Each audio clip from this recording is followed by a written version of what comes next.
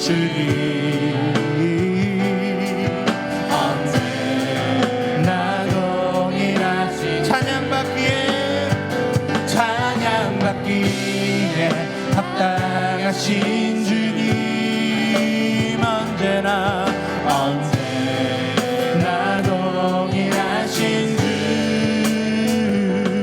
무릎 꿇고서 주 이름 외치세 예수 나의 왕 예수 나의 왕 예수 나의 왕 예수 우리 왕 예수 우리 왕 예수 우리 왕 예수 우리 왕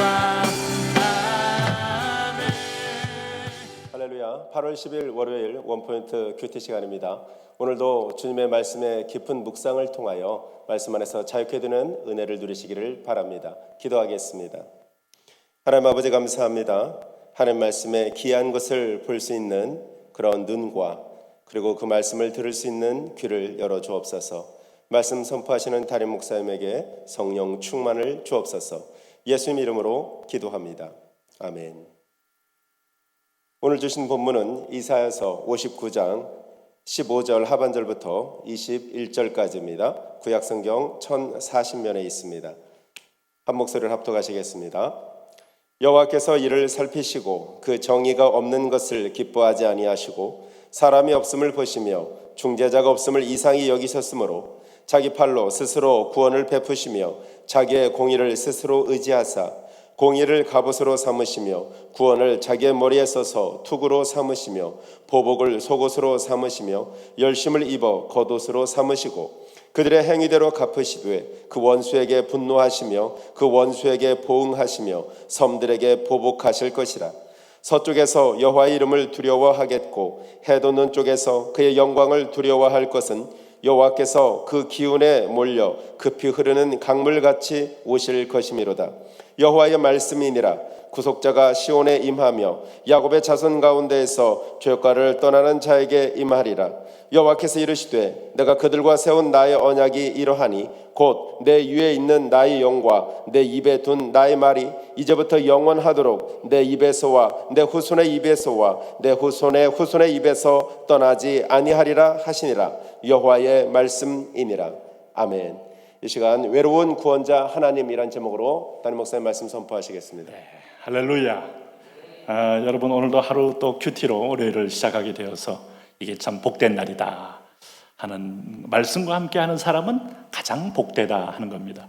성경이 복되다 하는 것은 우리가 복권 사서 당첨 복인 줄 알았더니 어느 날 보니까 가정도 깨어지고 본인은 마약 중독자가 되고 이런 경우가 비일비재한 걸 보게 되니까 복으로 포장된 저주가 있고 또 복이 아닌 것 같은데 참 복이 있는데 하나님의 말씀을 듣고 읽고 지키는 이 삶을 복되다 그렇게 말하고 있습니다. 이것은 이 지상에서만이 아니로 영원한 나라에서도 하나님이 그 말씀의 약속을 따라 우리에게 상급을 주기 때문이죠. 그래서 오늘도 말씀과 함께하는 여러분에게 축복이 넘치시기를 바랍니다. 특별히 이사야서 말씀은 하나님이 내 백성에 대한 메시아의 보내심 그리고 이 백성에 대한 주권적인 구원 이런 걸 이제 우리에게 가르쳐주고 있어요. 여러분 이스라엘은 이스라엘만큼 고난이 많은 민족이 드물죠. 우리도 아마 그런 이스라엘 나라와 거의 비견될 만큼 965회의 외침을 받은 나라다.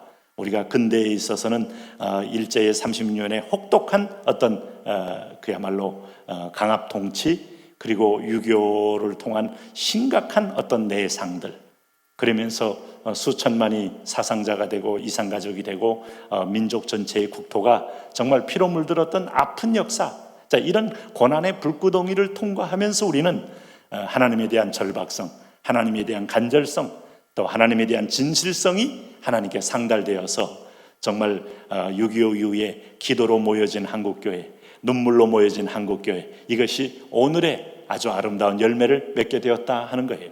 나무는 열매 한번 맺고 다 이제 낙과가 된 다음에 그러고 나서 열매를 못 맺으면 그 나무는 잘라내야 됩니다. 계속 열매를 맺기 위해서는 거름을 줘야 합니다. 거름을. 오늘 하나님께서 이스라엘 백성들 70년 바벨론 포로 생활 징계 이후에는 징계를 하기 싫어하셔요. 그리고 아마 민족사에서 아주 강한 어떤 하나님의 개입의 흔적처럼 그들이 한번 민족 역사에 새겨라 하는 겁니다. 우리가 정말 병자호란 마음에 새겨야 돼요. 임진왜란 마음에 새겨야 돼요. 우리가 일제 30년 통치 마음에 새겨야 돼요. 오늘 우리가 여러분 6.25 전쟁 마음에 새겨야 돼요. 그래서 하나님을 떠나면 하나님이 참 보호해 주지 않을 때 어마어마한 재앙이 임하는구나 하는 걸 체득한 사람들은 민족적으로 하나님 앞에 두려움으로 또 경외함으로 하나님께 나오게 되는데, 이 백성들은 바벨론 포로 이후에 하나님이 이제 계속 회복을 말씀하고 있어요. 사실 이 하나님은 이사야서에 하나님의 열심이다 하는 표현을 썼는데, 그 하나님은 내가 너희의 상태와 상관없이, 너희의 어떤 존재와 관계없이 내가 너를 때가 되면 회복하고 때가 되면 고쳐주리라, 때가 되면 일으키리라 하는 게 하나님의 말씀입니다.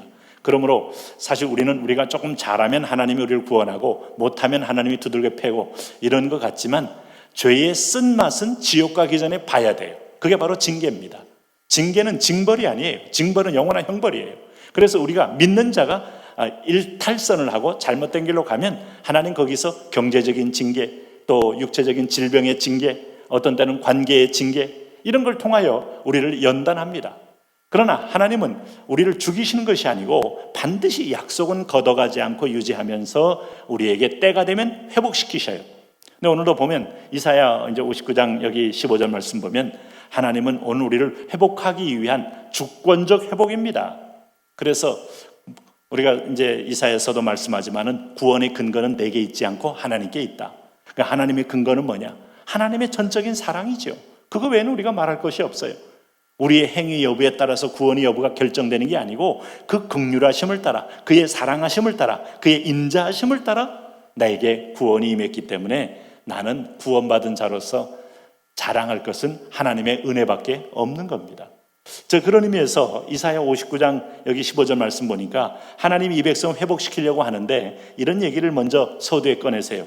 여호와께서 이를 살피시고 그 정의가 없는 것을 기뻐하지 아니하시고 사람이 없음을 보시며 중재자가 없음을 이상히 여기셨으므로 자기 팔로 스스로 구원을 베푸시며 자기의 공의를 스스로 의지하사, 이렇게 표현합니다.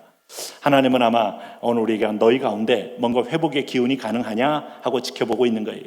두 사람이 싸우는데 공정하게 중재해 줄 사람이 또 없는 거예요.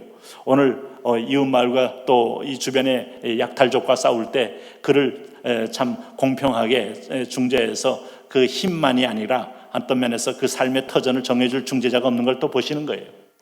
이 말은 무슨 말인가 하면 상징적인 말입니다만은 하나님 앞에서 아무도 우리를 중재해 줄 자가 없다는 거예요. 사람 가운데는 없습니다. 이사야의 표현대로 하면 주여 나를 보내소서 내가 여기 있습니다 라고 말할 만큼 또 하나님 앞으로 뛰어나온 사람도 없더라 이거예요. 하나님은 중재자가 뭐냐? 하나님과 우리 사이의 중재가 본질적 중재자고 사람과 사이의 중재자가 꼭 필요한 또 사회를 살고 있는 겁니다. 근데 그것이 뭐냐? 아무도 사람은 자기 이익과 자기 소욕에 오른 대로 각기 제 길로 가는 존재이지 남을 중재할 만큼 그렇게 중보하고 여유롭고 공의를 행하는 자가 없다는 거예요. 공의가 없다는 거예요. 내가 중재한다면 상대방에게 뇌물을 받고 이권을 얻기 위하여 상대방 편이 들 수는 있어도 정말 공의를 위하여 중재할 사람이 있느냐? 인간에게는 없다 하는 거예요. 우리가 로마서 7장에서 사도 바울이 참 내 마음속에 있는 육체의 사망의 세력을 보면서 오호라 이 사망의 몸에서 누가 나를 건져내랴 하면서 안타까이 여기고 절박한 어떤 하나님께 기도를 했던 사실을 우리는 압니다. 인간의 그 본성에 대해서 성경만큼 정확하게 지적하는 책이 없어요. 아마 프로이드가 인간에게는 이 에고가 있고 슈퍼에고가 있고 이드가 있다. 그래서 이드의 본성 속에 이 깊은 인간의 탐욕이 자리 잡고 있다라고 이렇게 분석을 했지만 그것을 정죄하진 않았어요. 근데 성경은 인간은 체질적으로 하나님을 떠나 있는 아담의 후예다. 그러므로 우리는 본질상 진노의 자녀로 행하는 체질을 갖고 있다. 믿는 너희는 갑자기 바뀐 게 아니고 양자되었기에 하나님의 자녀로 경건에 이르는 연습을 통하여 훈련되어져 가는 과정이 있는 것이지 너희가 오늘 예수 믿었다고 오늘 갑자기 체질까지 다 바뀐 건 아니다 하는 거예요. 그래서 우리는 그걸 인지하셔야 돼요. 나는 날마다 말씀으로 동행하고 말씀으로 순종하고 말씀을 따라 사는 연습을 함으로 하나님의 사람으로 변화해가고 그리스도의 장성한 분량에까지 이르게 되는구나 하는 여정을 주셨다 하는 겁니다. 이것은 인간의 공덕하고 다른 겁니다. 하나님이 가만히 보시면서 서론을 이렇게 던지시면서 그 스스로 이렇게 말씀합니다. 16절에 사람이 없음을 보시며 중재자가 없음을 이상히 여기셨으므로 자기 팔로 스스로 구원을 베푸시며 자기의 공의를 스스로 의지하사. 하나님 자신이 중재자가 되기 위해서 인간 세계에 뛰어들었다. 그리고 하나님과 우리 사이에 중보의 다리가 되셨다. 이 다리를 놓는 사람, 이 제사장 하는 말이 바로 여기서 나오는 거죠. 근데 그 하나님이 이 중재자가 되기 위하여 한 일이 역할이 뭔가 하면은 오늘 17절에 이런 모습으로 중재자가 된다는 거예요. 오늘 17절 말씀이 공의를 갑옷으로 삼으시며 구원을 자기의 머리에 써서 투구로 삼으시며 보복을 속옷으로 삼으시며 열심을 입어 겉옷으로 삼으시고 18절에 그들의 행위대로 갚으시되 그 원수에게 분노하시며 그 원수에게 보응하시며 섬들에게 보복하실 것이라. 이 하나님은 오늘 우리를 분열케 하고 우상을 숭배하고 몰래게 제단에 내 자녀까지도 잡아 바치면서 내 가문의 집, 내 자신의 물질적 복을 추구하고 향유를 구했던 이 백성에 대한 하나님의 배신감, 오늘 광야에서 하나님께서 이미 출애굽기 20장에서 모세를 통하여 천국의 축복의 길을 10가지를 제시했지만 광야로부터 그들이 벌써 그 하나님의 계명을 떠나고 또 본토를 하나님의 은혜로 점령했지만 거기서 가나안의 바알과 아세라를 섬기면서 하나님을 떠났던 그 깊은 뿌리 깊은 어떤 면에서 노예 근성이요 뿌리 깊은 자기 소욕을 따르는 삶의 체질을 이걸 아시고 70년 동안을 하나님이 귀양 보냈다 이 말입니다. 그러고 나서 하나님이 이제는 귀양 후에 너희 마음에 깊은 흔적이 있으니 기억하라. 네? 오늘 이스라엘의 그 소위 홀로코스트 박물관에 가면 꼭 그 글자가 써 있잖아요. 우리가 용서를 하자. 그러나 잊지는 말자. 네? 이게 바로 역사의 그 실수와 역사의 반복을 우리 스스로 각성하여 다시 허용하지 말자는 그런 자세 아니겠어요? 아마 하나님도 이런 바벨론 70년 포로는 우리에게 꼭 이거 때려서 너희가 변한다 하는 것보다는 가슴에 새겨라 이거예요. 하나님은 지옥 형벌이 있는 분이기 때문에 얼마든지 믿는 자도 그 허물은 잘라낸다. 그러므로 두렵고 떨림으로 구원을 이루어라 하는 메시지거든요. 근데 여기서 보니까 인간 사이에 중재자가 없어요. 그래서 하나님이 뛰어드시는데 이 뛰어드는데 하나님이 여기 보니까 공의로 갑옷을 삼으시고 구원을 자기 머리로 에베소 6장에 성령의 투구, 성령의 전신갑주하고 비슷한 내용이죠. 구원의 투구와 진리의 허리띠와 의의 흉배와 믿음의 방패와 성령의 검, 곧 하나님의 말씀, 내용은 본질적으로 똑같습니다. 마지막에 하나님 말씀을 붙드는데 그걸로 승리하게 되는데 하나님이 그런 완전 무장을 통하여 너희를 뭐 한 거예요?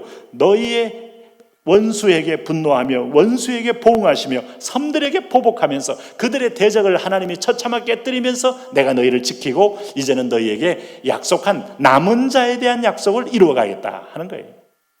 아마 수십만 명이 바벨론의 포로로 잡혀갔지만 돌아오는 사람들은 한 5만 됐지 않습니까?